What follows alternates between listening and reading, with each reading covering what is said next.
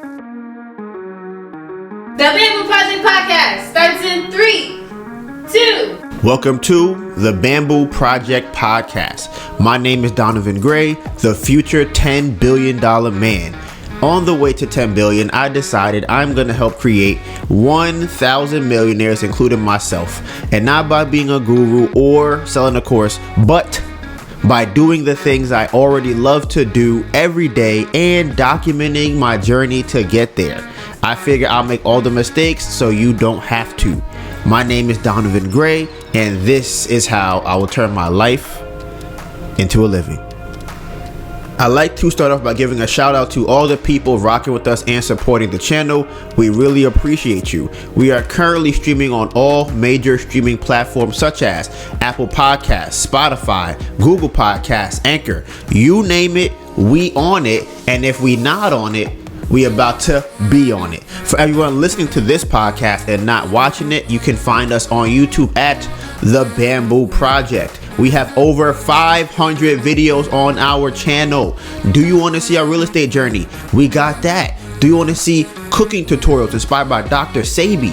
We got that. Do you want travel and lifestyle vlogs? Got it. Makeup and hair growth tutorials? Got it. Basketball? Got it. Turo? Got it. Candles? Got it. It's everything us. All the parts of the journey that do not make it to YouTube will be on our story. And you can find me on Instagram at DonivanGray, DonivanGray, and my phenomenal, beautiful, amazing girlfriend, Anita Burn, ANETABURN. Okay? We made different playlists for all the things we are into, and you can find those links in the description box below. This may be your first time here, and if it is, welcome to the family. But for everybody else who's new, this is chapter 3, page 146. All video and audio timestamps will be in the description box below. Today's date is Tuesday, January 3rd. And it's 9:51 a.m. Before we get into what y'all saw happen in the title, we're going to start off with screen time check. For all my people who are new to the podcast, that is when I check my phone to see how much time I've been spending on it so that I can manage it better, because I think that if I spend more time on it, then I probably will become a billionaire. That's what I think. So we don't know yet. We're going to see if my time changes as I make more money. If you aren't taking advantage of your phone, then your phone is taking advantage of you. When does chapter 4 start? Right now, this is episode what? 52 times 4. 208. 208. We're at what? 146. 146? Every year is a new chapter. Right.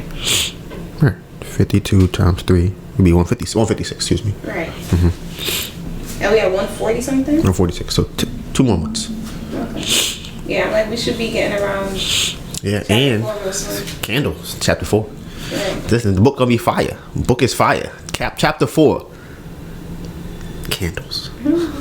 Chapter 3 was a wild chapter. So the last couple of weeks, that's not true. It's not the last couple of weeks. It is the last couple of days. I have decided to change my usage for Instagram, and I put a timer on it because the Instagram algorithm is getting too good, and I noticed myself actually going on there and enjoying it for too long. Like if I see too many videos back to back that I gotta share to Melissa or that I think it's hilarious, I'm like, damn, they got me. And now, like, I'm usually very aware of them on my phone scrolling for a long time. I get on Instagram, I'm like, oh, I don't even know I'm on here. And then they changed the way the app looks. Now it looks like TikTok, which I don't use, but I just be on there like, oh yeah, look at this. I'm like, dang, I'm on Instagram again. How do I even get back here? Like, here's the crazy thing about social media, right?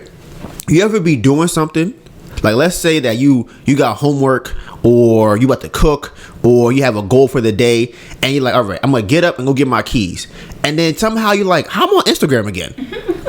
Bro, that'd be happening to me. I'm like, okay, I'm about to edit this video, and then I look at my phone and I'm like, I'm like, wait a minute, I was not supposed to do this. How did I get here? Or even a funnier one too that happens to me a lot. I will say, oh, I need to check my mail, or I got to text somebody or do something on my phone, and I will end up on Instagram. Like, My goal was to go on here and either edit this picture or to go check my mail or text Melissa, and now I'm on Instagram. It's crazy. So last week, I spent an average of 9 hours and 31 minutes on my phone. My most used app was YouTube for 14 hours and 10 minutes. Then it was Safari for 10 and a half hours. And then Instagram for 9 hours and 20 minutes. Okay. Now, if I go by categories, social was 21 hours for the week, which is Instagram, Discord, messages. And then next week, entertainment, which is YouTube for the whole 14 hours. And then travel, which would be Google Maps for 7 hours. Oh, productivity and finance. So that's mail. On average, I picked up my phone 133 times. And my first used app after pickup was Safari and not Instagram. So that's a good sign. And then this week on Instagram, I'm currently at 4 hours and 38 minutes for Instagram for the week. And today's Tuesday. So that's still kind of bad, but all right. What is your screen time? What was your average? I forgot. Damn, crazy. Crazy. Okay, so this is gonna sound really funny. My average for last week is 13 hours and 5. Oh man, what's the excuse this time, Melissa? I was in my settings again. That's 3 weeks in a row. That's 3 weeks in a row. That's 3 weeks in a row. That's 3 weeks in a row, Melissa. I'm not looking. I don't care. I know, obviously, 3 weeks back to back. It's 3 weeks in a row. Last week, I had to check. I'm like, maybe I'm looking at the same week. Last week, I was on my settings for 24 hours. This week, my settings was on for 48 hours. Oh, yeah. And that's because you fell asleep. You fell asleep for 48 hours? It says settings 48 hours. And then it says TikTok for 19 hours. But I think that is either a mistake, like I also fell asleep. Oh yeah. Yeah. You just fall asleep on all these apps. Nah, cause Me too. It says my total screen time is 91 hours, and 48 of those hours it was in the settings. So that means I was on my phone for what? Okay, 91 subtracted by 48, that is 43 hours. 43 and then 43 divided by 7. That's 6 hours a day I was on my phone. Plus the other 48 you forgot. What other 48? That you was on your settings. No. Settings. Listen, you But can't tell me 3 weeks in a row all of a sudden you just in your settings for hours on end. I took off low power mode. Okay. Let's hear the excuses this time. What is it? 48 hours. TikTok for 19 hours. Instagram for 11 hours. Cooking Diary for 6 hours. It's a game that I like. And I picked up my phone 142 times. Most pickups were on Monday for 231. And that's it. Yeah. Yeah. Watch next week. It was my settings. I was in my settings for 56 hours. I'm telling you. And then don't forget, we was doing the live. In the settings? In the settings? You're doing live in the settings? Not in the settings. Oh. That doesn't even count. That was on Sunday. So that'll go towards this. Go ahead. All right, so then we have our subscriber check, and now that we have 2 channels, all right, so that means go follow the candle page, Ember Candle Code. The link will be in the description because YouTube is playing and we can't search it on YouTube, so it's gonna be in the link below. They said it's 2 new. Our Bamboo Project channel has 6,279 subscribers. It's been doing all right. And then the other one, Ember Candle Co., is only at 6 subscribers. All right. I know y'all was in the live, watching the live. There is no reason it should only be at 6. All right. I'm gonna be on y'all every week, every single week. I'm gonna be on your ass. All right. Every single one of y'all. If you comment, my first thing will be like, are you subscribed to the channel, to the candle page? No? Why are you commenting? What are you talking about? What you mean you don't like candles? You don't know nobody that like candles? You don't have a friend, a mom, a sister, a brother, a teacher, nothing? Candles are great gifts. So that is our subscriber check. Okay, so first topic of the day is the house. Okay. If y'all were in the live, y'all would know that the car got repossessed on Saturday, possibly, right? That story is very long, and I told it inside of the live. So if you want to go see that with video footage of it, then you have to go watch the live. The summary of that is, we don't know if the car is repossessed. It's about an 80% chance that it probably was repossessed. But if we call the lender, they're saying it's not. We call the car dealer, which is Carvana, they're saying it's not. But the car is not here, and it's allegedly in another lot that is supposedly a repo lot. So like I said, if you want the whole story, go to that channel, not to that channel, to that video and that live on Sunday, and you can watch that.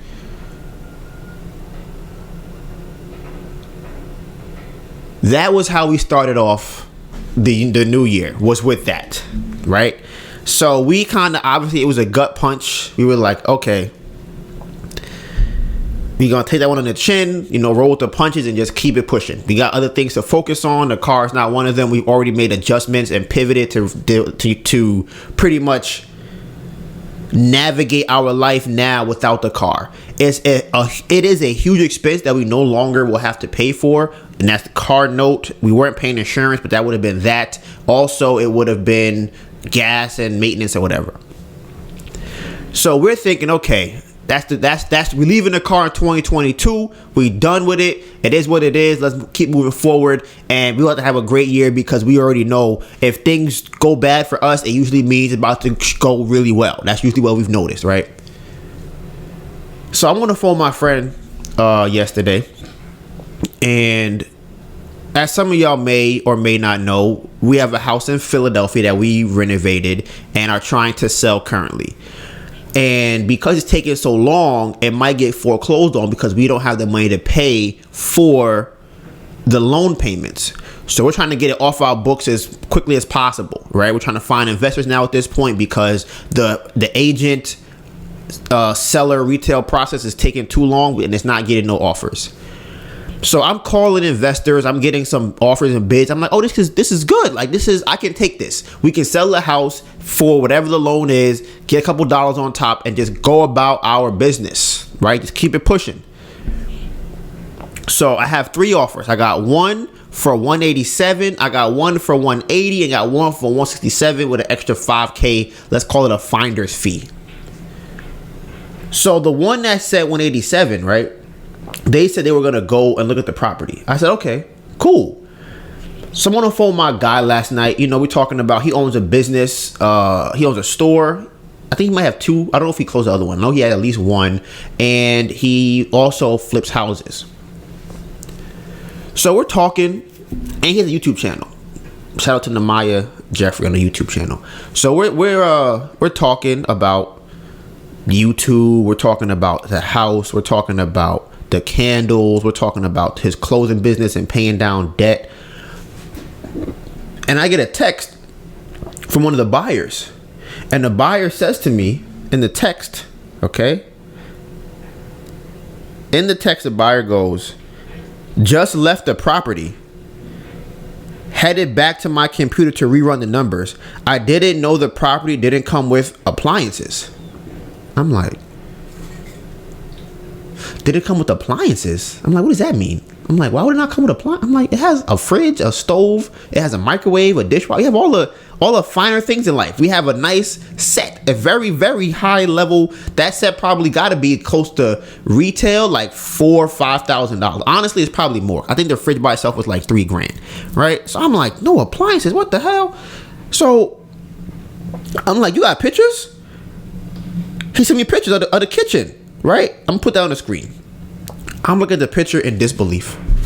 The house looked like how it looked when we first started renovating it. And I'm like, for a split second, I'm thinking maybe he tricked me and sent me an old picture of the house. That's what I'm thinking. I'm like, I don't know how he would have did it, but it's obviously an old picture of the house.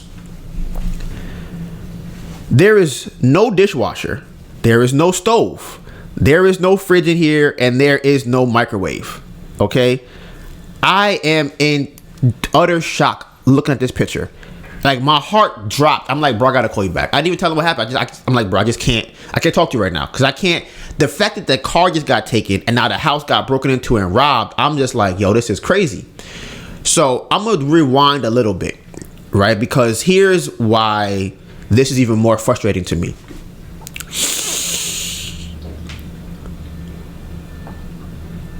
last week we got an alert that someone broke into the house, possibly, right? I have ADT set up for a security system. I'm like, all right, if something happened, I get a call. We had the ring. We're like, all right, boom. We gonna go and do what we gotta do.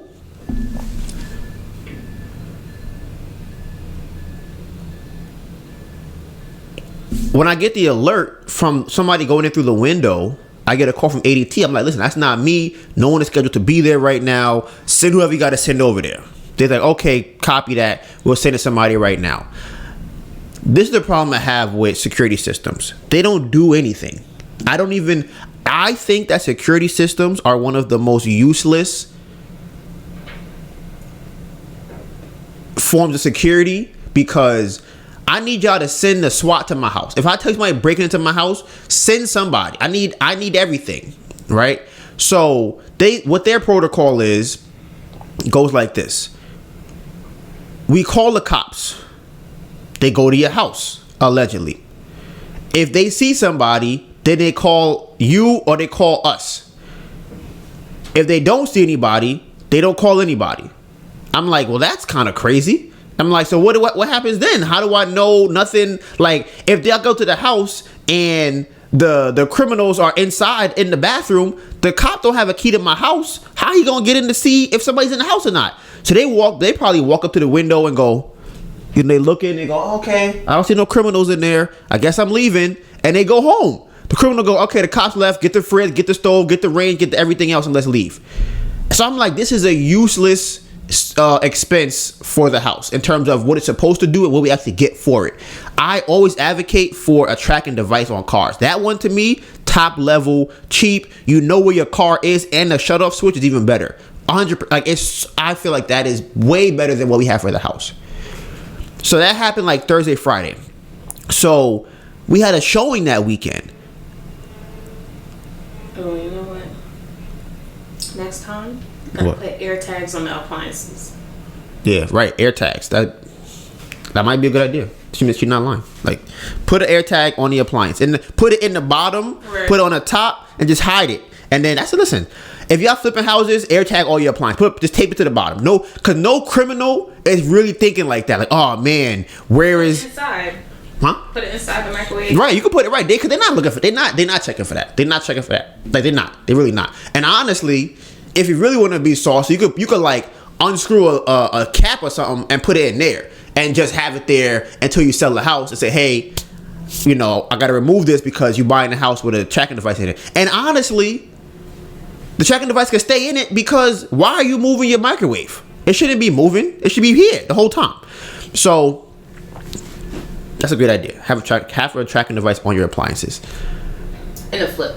In a flip. Yes. In anything that you like. If you are, I'm thinking flip and rental. What do you think? You think like both too? If you do a renovation, if you're doing a renovation and you're buying new appliances, put that in. I think it's rental because it's vacant. Okay. Yeah. So we have a showing on Saturday. So I'm telling my agent, like, hey, we got this alert. Did anything happen? Do you know of anything? Do anybody go in there? He said, I'll have somebody check tomorrow during the showing. So he comes back and tells me the next day, nothing seemed like there's a problem. They don't have no issues. Nobody reported anything stolen. So we're like, all right, cool. So we good. That's what I'm thinking. So then I get that text yesterday that the house been broken into. So then follow up to that text. He says, no hot water tank either. And here's a picture of I'll put it over on this side. Here's a picture of the basement without a hot water tank. Now, there's water all over the floor. I don't even know how it got there. I don't know if it's from the hot water tank. I don't know if the water got in there somehow. But here's the other thing that they took. We had a dehumidifier, if y'all remember that from way back in the day. That dehumidifier was $500. $500 that dehumidifier was. So they stole that. They stole the water tank, which is like $2,500. Then they stole all the appliances. We're looking at least like $8 to $10 grand for this stuff that they stole. So I'm like, yo, this is crazy. And then at the moment, like I was just in shock. When I read the message, I was in complete shock because I'm like, New Year's, this how we coming in 2023? We getting robbed and repossessed. This is crazy. Like, this is a crazy way to bring in 2023. So after I kind of like was able to get back in my body, because obviously I left it because I was in shock. I was in shock. I started thinking about, okay, what's the best way now to approach the situation? And I think my friend had called me back later, or I think it was when we talked, that we have insurance on the house, right? Because with the hard money lender, you cannot get an extension unless you have insurance on the house. So I'm hoping that I don't know what the number is for the insurance, but they have to give us some money back if something happens to the house, right?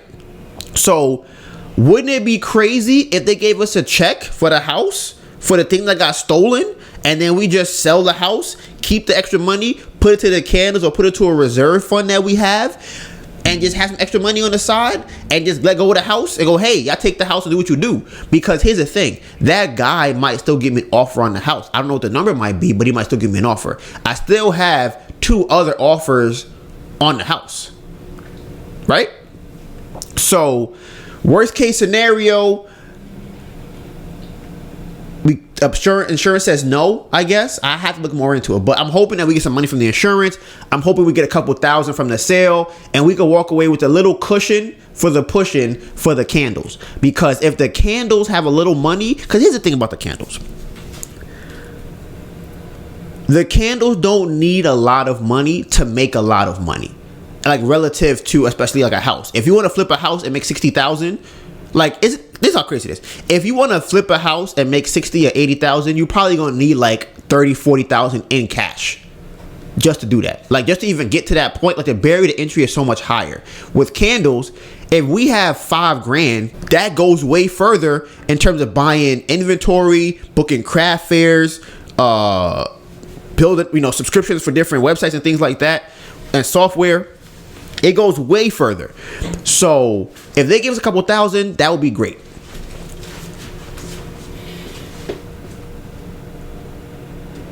I still cannot believe that someone broke into the house at this point, honestly. Like I'm kind of over it, but it's still an ongoing situation because I'm probably gonna have to call the police, file a report. I still gotta find out if somebody's even gonna buy the house. I don't know what kind of damage is done. We were supposed to have 2 showings today. My agent, when I called my agent, right? It's only one person. I don't know why I said them.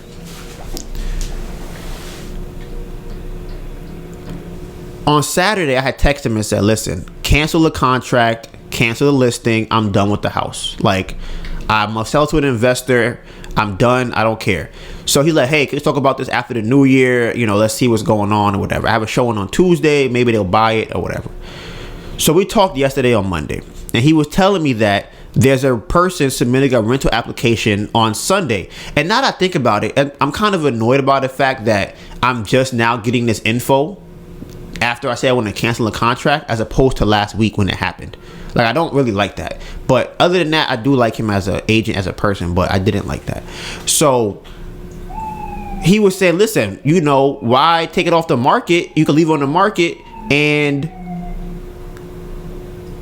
get a renter in there, and you can use that to cover your mortgage payment or your loan payment. And I'm like, yeah, that sounds nice, but we don't have a renter, ready to go. He said, well, we have somebody who submitted an application on Saturday, and they will pay the $1,650. So I'm like, I'm thinking about it. I'm like, is it worth doing? I'm like, no. I'm like, it's not. 'Cause I'm like, even if we have a renter in there, right, they would pay the monthly payment, but we still have to refinance out of this loan or sell the house. And if the renter's in there, we're only selling it to an investor, not a retail buyer. So that's its own situation. And we're only doing is kicking the can down the road because we have to get a 30-year mortgage, not whatever we have right now. So if there was some way for us to keep the house, the only thing that I would consider is if you have a tenant who is vetted and ready to go, and he said he has one of these, a lender who would give us a 30-year mortgage on the house with a low credit score. And that's, even with that, I still don't really like the idea that much, because with having a tenant, we have other issues. Y'all already know this year is about candles, nothing else. Don't ask me about nothing. I'm not doing nothing. I'm not going nowhere. I'm only candles. If it's not about candles, if I can't sell a candle there, if y'all not buying candles, is it a candle event? I'm not going. Don't talk to me about it. I don't want to hear about it. So if I have a house and we got to now drive to Philly to do whatever people do for rentals, that's taking it from doing the candles. Now we got to spend money to get the car to go out there. I don't want to do that. I only want to focus on the candles. So yes, there's an opportunity of money being there, but y'all already know how I feel. We don't think about money. We're thinking about cost. We're thinking about value. Okay. Oh.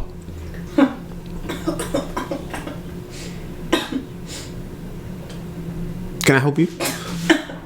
Can I help you? What? Okay, thank What you. you saying? You don't think about. We're you don't not. care about cost? We're not thinking looking about at. value? We're not looking at the numerical number Interesting. for decision making. Oh wow. Okay. Oh wow. We're looking at value Oh. in 2023. Okay. The problem that you seem to be bringing up is from last year, Melissa. Let's get with the program. We're in 2023 now. All right. Obviously, you're not on the same page. Listen, y'all heard it here first. You were opt to. He said, You were opt. You were opt. Remember, I'm Shigaraki. I know you're the super op leader, the leader right? of the League of Villains. Yes, I know. You are the leader of the League of Villains. That's what everybody that supports Melissa gonna be called. I'm gonna call y'all the League of Villains. Everybody, if y'all watch My Hero, like Melissa is for sure Shigaraki. 100%. Now you said I hear we not worried about the number. We worried about the value. I'm like, since when? Okay, so let me rephrase it, because obviously you missed what I was trying to say. We're not in terms of opportunity decisions. Is this a good opportunity or not? That's what we're looking at. And it's like, okay, we're not measuring opportunities by how much money we're gonna make. We're measuring opportunities and risk by what the intangibles are that are not money. Okay. That's what we're talking about. Thank you very much. So for the house, we may have to drive out to Philly, get tired from driving to Philly, deal with a crazy tenant. They don't pay rent. Now we got to come out of pocket $1,650 to cover whatever they have a problem with. I don't feel like dealing with that, right? And then after we get through all of that, after we get through all of the intangibles, the dollar amount that we're gonna get, insignificant. I don't even care about it. I'm like, nah, I don't care. So leave it, take the house, sell it. I don't want it. I don't want the house. I would just like a couple dollars though for the candles. That's what I would like. So that is the house update right now. Like I said, it's still an ongoing investigation. It's an ongoing case, an open case. So we're still trying to figure out what we're gonna do. I was thinking about calling. I was gonna do on the podcast, but I'm probably not. But I'm gonna call the insurance company, and I'm also gonna call. I gotta call Bridgecrest about the car. And yeah, so yeah, that's pretty much what that is, bro. That's man. And I don't know if this happened. I don't know if I talked about it last week because the podcast might have already been filmed. But I had put the house on Airbnb just to see if I would get a booking, and we got a booking. So I had told the person no, because I wanted to see whether or not we would get booked. We didn't get booked. I put it on Peerspace also, and nothing. So we got the booking on Airbnb, but it's for 3 days, which I was like, nah, not gonna happen. Funny enough, the time period that they booked the house for was this weekend, which would have been, it was New Year, so I can't really put it together. But who knows? They could have been the ops out here. Melissa's team might have robbed the house. But yes, guys. So that is, I have learned to let things go very quickly. So yesterday I definitely felt it. Today I don't feel it as much. My plan right now, as I said, candles. Candle. Like my friend yesterday, like, yo, bro, you trying to go skiing? I'm like, skiing? Are they gonna be candles there? No, I'm not going. Next topic. My sister just got married. Now, I think it's very interesting because we're getting married. Yay! I don't know what that means, but yeah. So a couple of things I learned from that interaction. It's very easy to get married from that event, right? I was considering like, should me and Melissa get married just to go do it, just let's pull up to the courthouse and get married and just, be like, oh yeah, because I think it would be cool to like, yeah, this is my wife. Because everybody else call her my wife anyways. Every time we go anywhere outside, somebody be like, oh, your wife is calling you, or oh, does your wife need help with this, or oh, like, fine. You know what's crazy? No one ever called me your husband though. Is that weird? They're not talking about you. But yeah, listen, all the time, like, and me and her walking together, they just assume that she's my wife. They just assume off top. So I'm like, why not just get married? And you be like, yeah, this is my wife. We married now, so. Right, because he can't call me wife until we married. Whatever. Listen, you choose baby girl or wife. Which one you want to be? Until I'm married, I am baby girl. Oh, and then after that, you just wife. Yes. Okay. So that is one thing I learned, and it made me look at it differently, just because I've only had 2 marriage or marital experiences. It was going to my friend's wedding. Or they're my friend, because she's older than me, so I was friends with her younger sister, but we all hung out. It's kinda. And she got married a couple years ago, which is on our channel. We went to that, which was a very emotional event. I did not expect myself to feel the way I did watching them get married, because I've never been to a wedding before, so that was cool. And then seeing this, I was thinking to myself, oh, well, yeah, we could just go in here and get married. That'd be cool. So that was last week. And my sister has her ex on the podcast, which I think is interesting. So they're on the podcast from the past. And I don't know how long y'all been here. Some of y'all may have been here for a little bit. Maybe I wasn't. But way back, I did not like him. He was very weird to me. Like very, very, very, very weird. And I would talk about it on the podcast. So he came on the podcast, and the whole thing, I just was like, we're not a fan. Not a fan at all. This one, I don't get any weird vibes from him, but they got married very quickly, like less than 6 months. So we're going to see how it goes, but she is now married, and I was there taking pictures for her. And so this year, Melissa was there also to do her makeup. So this year, the only event I know that's not candle related is her wedding. So that will be sometime in August. So I'm gonna pull up to that, and I don't know if I'm taking pictures or not. I feel like I don't know. Probably will be. Yeah, I probably will be. It's funny. He pressed this. Huh?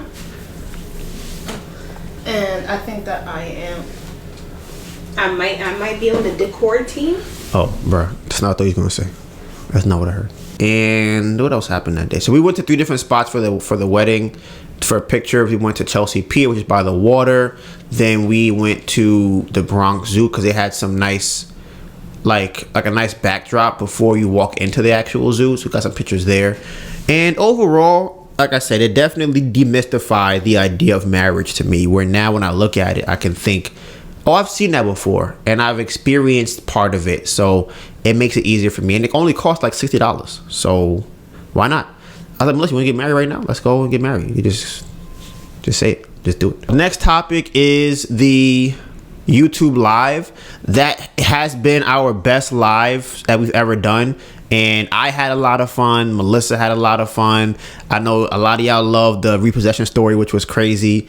And one thing I wanted to do on there that I didn't get to do was I actually wanted us to like have people who were watching it come on, and then like we go and try and come up with whatever their goals would be for the year, so that we can all keep each other accountable for what our goals are this year, and then break them down so that we know, okay, this week I'm doing this, next week I'm doing that, the week after that I'm doing this. So we didn't get to do that because I just tired. We started at 3, we ended at 9, and that's my bedtime. So if we had started earlier, possibly, but then I don't know who would have been up. And then maybe I think 12 it would have been a good time to start it. I think we didn't get to it because like the car wasn't supposed to be repossessed. Like that took up a good portion of the live. Mm-hmm. So it's like now I'm telling y'all this whole story because this shit is crazy. So yeah, and then so yeah, like I said, it was a lot of fun, a lot of laughs on there. We have a lot of the plan for the year kind of written down. We're now doing it quarterly, so every 3 months. What happened? Oh yeah, I was just thinking like we definitely didn't say our goals here. If you want to say them here. Oh yeah, we could do that. So that would be the YouTube live, and then what I'm gonna do is shout out to everybody who supports Melissa, all the League of Villains. I love all of y'all. I'm gonna have a League of Villains section, so you can now come on, Melissa, and you can support and speak to the League of Villains, and they could be like, yes, we all are villains together. So you could bring up what you just said, which was our New Year goals, and then I'll ask some questions, and you could just go a little tangent, listen. Wait, you want to do that right now? Yes. Oh, what? Right. You want some screen time, Melissa. They want to see the leader of the League of Villains. They want to see the LOLs, the LOVs. Oh. Listen, she can rock you be getting to that work. So, I don't know. Mm-hmm. He got everybody messed up. Mm-hmm. Just like you. Hey, Sushi. Who are you? I am probably All You know what's funny? I'm All Might. She can rock you be scratching. Crazy. Crazy. Honestly, I would probably say I'm Endeavor? Yeah. Sure. I feel like I have a personality that people are like, we like him because, right, like we like him, but he could be a villain. Like he could easily be a villain, but he's not. So it's like, I'm definitely not the All Might, my hero. I mean, what's the other guy's name? Midori. Yeah, because they all the loving type, like, oh, I support all my friends and I want to make sure we all listen. Nah, I'm Endeavor. I can see you as an Endeavor or Bakugo. Yeah, right. Flames. Fire. I'm trying to think. I feel like I don't really think I'm Shigaraki. Who would you be? But I'm not mad because he's dumb strong. Listen, right? That's you. So, but who would I be? I don't think I'm Shoto. I don't know who I am. All right, so let's now bring in the leader of the League of Villains. Yeah! Woo! He's so funny. Woo! What am I doing? So, this is your segment, League of Villains. My segment. So you're gonna have. How you tell me I have a segment within the segment? Like, right. So whatever you tell you, we'll talk about the year goals that we have. Oh. Okay, so we came up with goals in our lives. So if you weren't there, I'll just run through those real quickly. Is mine? Okay. Whatever. Okay. So Donovan's goals for this year is to make $500,000. That's the first goal. Be 30 minutes early to any scheduled event. Get 10,000 subscribers on the Candle channel. Subscribe to the Candle channel. Read 12 books this year, and it can be the same book. Like, that's gonna help him do whatever. And see, League of Villains. League of Villains. A hater. Because I was like, why even specify that? Because you're not gonna read the same book again. Why not? I'm about to read that book again right now. Alright, we'll see. Okay. Hater. Because when you said it, I'm like, are you about to read the same book 3 times? I might do that. I don't think he will. I might, to internalize what I am trying to learn. Thank you very much. Because all my books are for, I don't know, you might read the same books too. My books are for learning. Some of my books are for learning. Some of them. Oh, okay. I have my leisure books. And then finally start the Candle channel, which you can check off because we started it. So that's Donovan's goals. My goals for the year is to make $500,000. Woo! Shout out to Melissa. Woo! I don't have many goals this year because that is a big enough goal in itself. And I'm gonna just read off the rest of it, and then I'm gonna get back to the 500,000 thing. Okay, so my second goal is to monetize the candle channel. So if y'all don't know, that's 1,000 subscribers and 4,000 watch hours. Number 3, we both had this one, an easy one, so we could just check it off, start the candle channel. And then finally, my last goal for the year is to journal 4 times a week. And the reason why I want to journal 4 times a week is that I realized that, like, I don't really need therapy. Well, should I say that? I don't know. What I got out of going to therapy, I get the same thing when I journal. That's what I realized. Because I don't like texting. I like talking. Like on the phone, I'll just yap. So it's like, I kind of like that part of therapy where I'm just talking out my feelings and stuff like that. But the thing is, talking still is too fast, where I don't get to really think about what I'm saying until like I hear what the person says back to me, if that makes sense.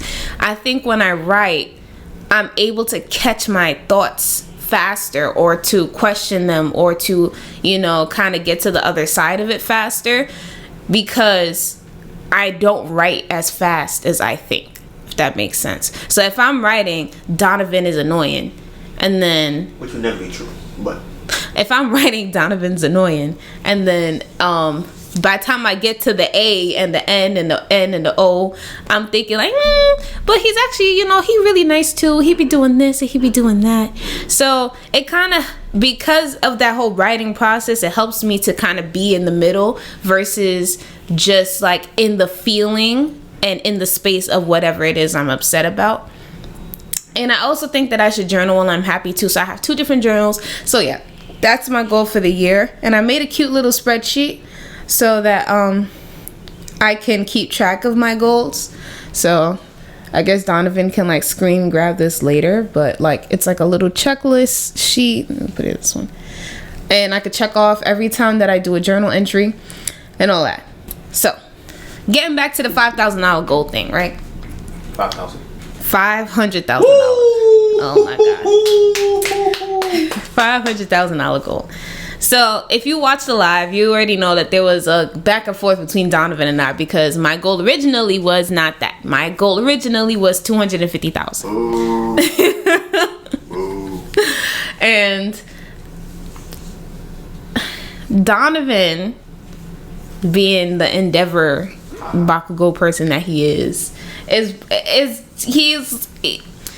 one thing that Donovan does is definitely he's very accepting of me, and he pushes me a lot. So it's kind of like I like to hit my goals. So it's like, oh, I want to put it in a place where it's like I could blow past it, where it's still high, but I could get even higher than that. But I've never really tried to stretch myself that much. So I decided I'm going to give it a chance and see what happens. So because that is such a lofty goal, $500,000 is very lofty, I don't feel comfortable adding a whole bunch of other goals to it. Because what I think I need to do to get to 500,000 literally leaves room for nothing else. That's literally like on the phone every day, looking for grants, looking for funding, booking different fairs. It's a whole bunch of research. It's unveiling new products, testing new scents, doing photography, running ads. It's a whole shebang. So that is why I only have 4 goals this year. And technically one of them I already completed, so we already at 25%. And yeah, that's it. Is there anything? How do you feel about the house being ransacked? And wait, what's another word for ransacked? Sodomized. What? Y'all already know how I felt about the house. I felt like, unfortunately, we couldn't hold on to it. Like, I feel like that's how I was feeling from before, where it's where I was like, amen, if we can't sell it, because selling it is definitely what we were trying to do. If we can't sell it, we should just let them take it and not have it. That was the side that I was on. and Donovan is more so like, there's equity, not really equity in the house, but we could create equity from the house, and we could have a renter and hold on to it and have that also as an option. I ain't really like that option too much. So I just think it's kind of funny that, God was like, let's go with Melissa's option. Let's take out all the appliances so now you can't rent to nobody. Like, when Donovan told me that the house got broken into and they took all the appliances and the water heater, I'm just like, and the water heater, that's so fucking crazy. Anyways, and the water heater, I was just like, damn. Because like it gets to the point where it doesn't even feel like it's happening to you. It just feels like you just heard another part of a story. Right. Or it's like, oh, word, that's what happened next. That's crazy. Even though it's my house. It's my car they took. It's my house. But that just, I feel like, it just left us with one option, which is, before we had the option to rent it, and now that's not an option because we can't buy those appliances back, and we can't a water heater. It would have been a bit easier without the water heater, but the water heater too, and that, because now that's something that needs to be installed. I can put the microwave myself in, pretty more or less. Maybe not that, but I could put in the fridge. We could put in the stove, the range, just push it in, and it would have just been 3 appliances. A whole water heater, like you disconnected that. That's a lot. So it's like Donovan said, very desensitized to like negative things at this point. It's kind of like, well, that's also something that I've been working on too, because I'm very emotional. So it's like, and then when I get emotional, I like sit in it.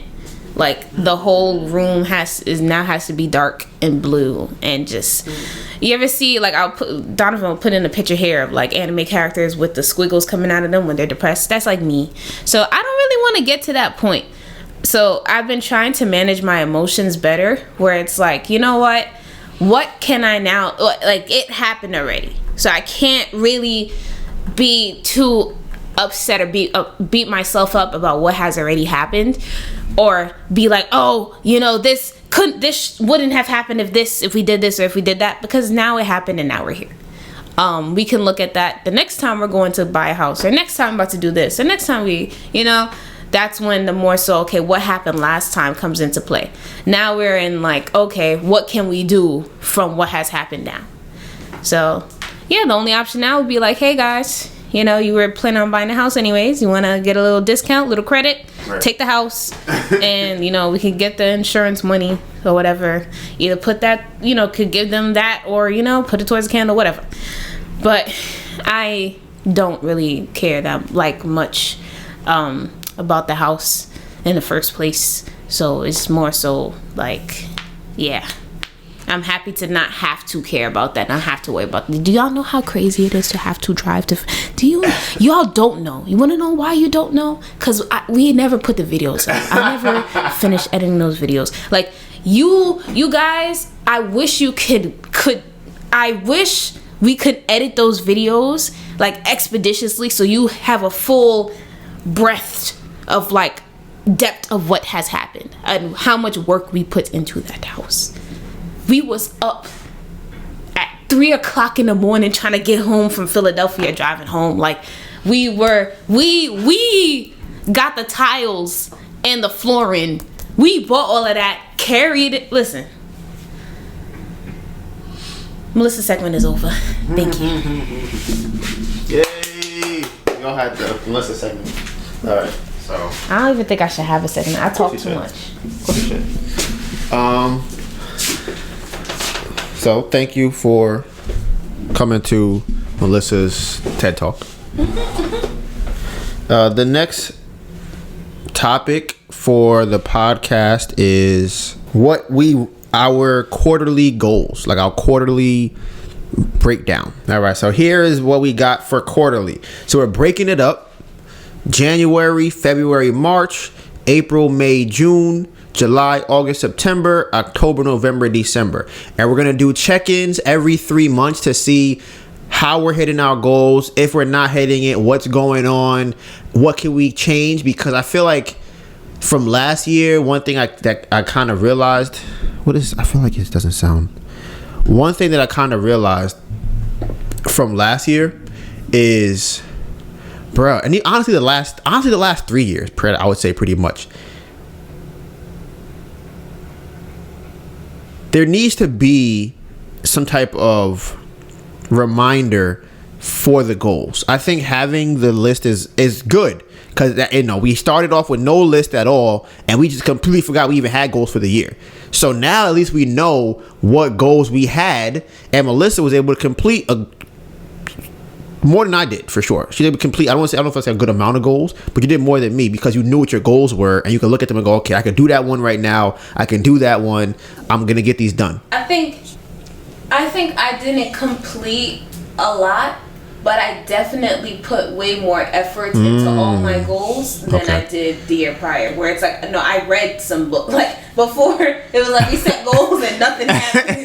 It's like what happened was I read some books. I just didn't read the amount that I gave myself. Or I started making my EP. I made the songs. I just didn't put them out, package them together, and put them out like I wanted to. But I think from making the goals, I learned a lot about the different things that I was trying to do, and that's why I'm like super excited that all the goals we have this year are all candle related, because it just brings us deeper into that one bag. Yeah, one thing that I've heard Alex Hormozy say was that you make money not by having 43 products or 43 businesses, but you make money by having 43 iterations of the same business or 43 iterations of the same product. And that's kind of where we are right now. I'm curious to see how this goes, where we just can now put all of our energy into it. And I think as I'm talking about it, you guys know that Melissa and I operate differently. So I wonder how us operating differently towards the same goal will affect the goal in itself. Because I think Melissa and I are very successful at getting things done. It's just that we butt heads about how to do the thing. But I think that if we, like, for example, because the candle goal is so big, it requires more from each of us to do. So let's say last year, Melissa was trying to find funding for the house, or also trying to find funding for the candles, or also trying to find funding for the car. Now she can find funding 3 times more of it for just the candles. And that extra money and going deeper into it will now probably give us or produce more for us. So I'm like, okay, that's great. Now on my end, I'm trying to finesse. So I'm like, okay, if I only have to focus on finessing one thing, it'll be easier to finesse one thing than it will be to try to finesse multiple things. So an example of that would be last year, my goal, which I realized is looking back on it, and I don't know how I'm going to really change it or not yet, because I'm just having this revelation or realization right now, is that all of my goals were tied to the top goal. So my goals were, okay, we're going to flip this house, and then I'm going to do the next thing, and then I'm going to do the next thing, and then we'll do the next thing. And when the first thing ever got done, the other things didn't get done. But that's because I would have to have gone deeper, I feel like, into the first goal. I feel like if all our energy was put into just that, maybe the house would have been, I don't know. I don't think so. Yeah, because the house was my goal on the list, and that would have been completed. It was almost there. It was renovated, but that wasn't on my list. My list was to flip the house, or refinance it. So we almost got there by the end of the year, but we didn't actually succeed in doing it in 2023. But I'm curious to see this year what happens when I'm just now focusing on finessing one specific thing. Just one thing. And I have learned that I have a very high risk tolerance, and I'm trying to figure out the proper framework to operate in this, because Melissa has a low risk tolerance. I have a high risk tolerance. So I'm trying to figure out how can I feel comfortable with adjusting to her risk tolerance while also still finessing. And one thing I noticed yesterday, kind of just, this is after the live, was that there are certain things that I don't have to concern myself with the risk because I don't really care that much. So one of those things I've noticed during the live was when we were doing a screen share and Melissa was saying that the commerce tab would show people's addresses, and my brain was like, oh well, I could just finesse around it and just either zoom out or zoom in or put it on the left or the right. And I'm like, the risk for me for this is not something that I'm really that like tied to, because I'm like, even if someone name did get shown, I'll be able to hide it fast enough. I feel like then it would be shown on the screen. But Melissa has that feeling like, nah, I don't feel comfortable with this. So I said to myself, okay, let's just go do something else. Let's just I think she came up with a solution, which was to take off the screen share while I do it and then go back. And yeah, it's like a modicum of what the bigger picture is, but I think that operating like that helps. So I'm trying to figure out, is it better or when, not is it better, when do I let the reins go on what the risk might be? And I think it should work in both ways, because I think there are things that I would want to tinker with or finesse with that don't have a high risk. And I think circumstances like that, Melissa should leave me alone. That's what I think. But something like that happened yesterday where we were doing a photo shoot. I forgot. Do you remember? I don't know what it was.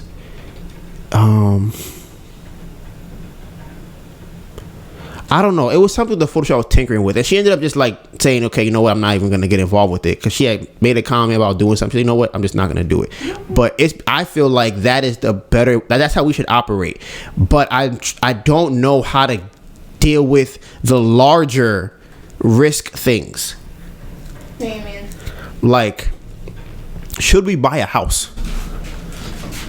Should we like not pay rent? Like, how do we?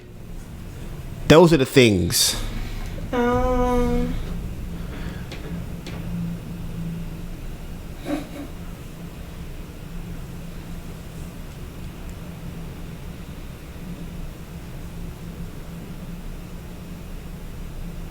I guess it would just depend on what we're trying to do. Mm-hmm. And what's, I guess, like easier to do in the moment, I guess, maybe.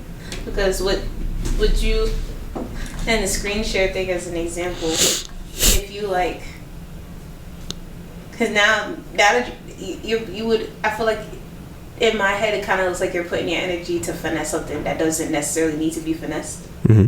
So I think that it's kind of that where it's like,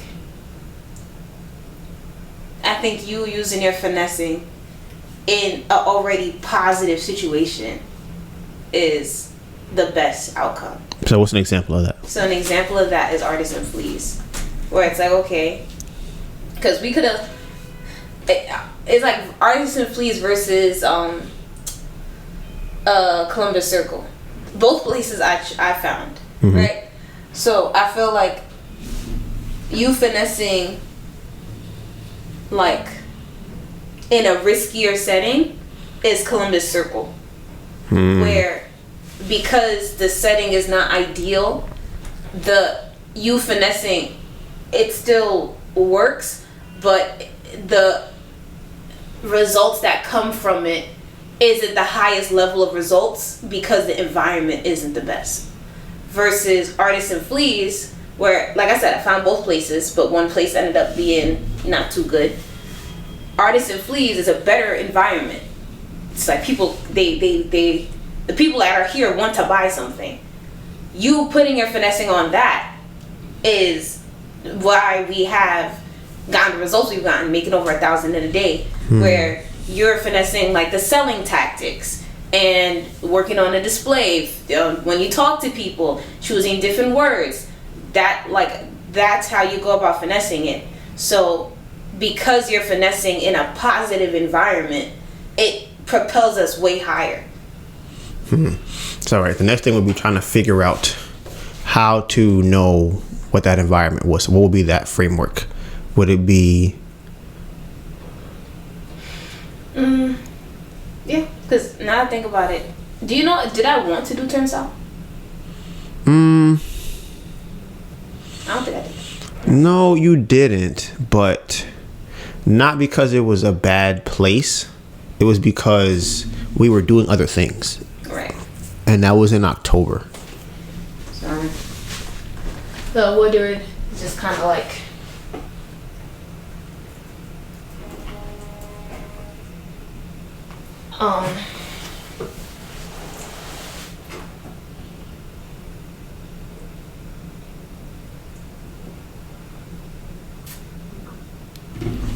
Yeah, that could be part of it, I guess, kind of. What? I didn't really want to do turnstile, really. Yeah. So, but I think it was like worth trying.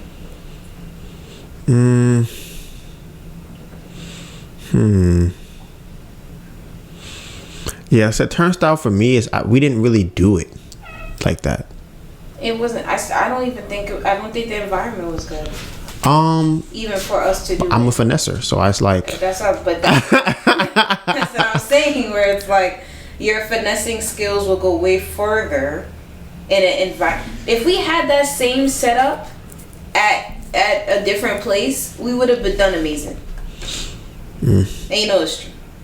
Listen, I think we could have done amazing at turnstile. I don't. I don't think that we never really got to. What you're talking about is more work than. That's finessing. Right. You don't need to, but in a different area, you could put in that same amount of work and go even further because the area is better. So then I'm trying to think. So then maybe it would be you choose the vehicle.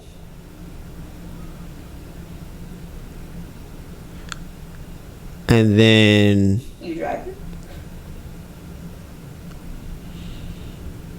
Yeah, I think so. I think that sounds good. I feel like that could be that. I feel like that's on the right path. That's on the right path. So Melissa would choose the vehicle, and then I would drive it to wherever the destination is. I feel like that makes sense because I'll be like, oh, this car has 3 wheels and no. we could make a 4th wheel. Right. I'm like, why not just go find a wheel, put it on. But now we got to learn to put a wheel on. So then let's learn it. But then now after we learn, we got to buy the tools to learn how to put it on. Now we have it on and we realize there's no engine. But listen, we could just go get an engine from my guy, right. Sam. He got engines, but he don't. To finesse. So finesse the good environments. Finesse the Tesla. Yeah. So I think that would be it. So that is the framework that we're gonna start trying to lean more on that, and we're gonna just keep going deeper into what that means. So I wasn't able to get through our monthly or quarterly plan, which is fine. We have next week to do it. We will be back here next Tuesday. You can find all the behind the scenes content on our social medias. Mine is DonivanGray, DonivanGray, and my phenomenal, beautiful, amazing girlfriend, Anita Burn, ANETABURN. Okay, this is my first time saying it. Okay, are y'all ready? Are y'all ready for this? We need a thing. Ooh, I don't know what what's gonna be, but we need a thing. Do you know what it is? #BambooProject 2023. And with that being said, Bamboo Project out.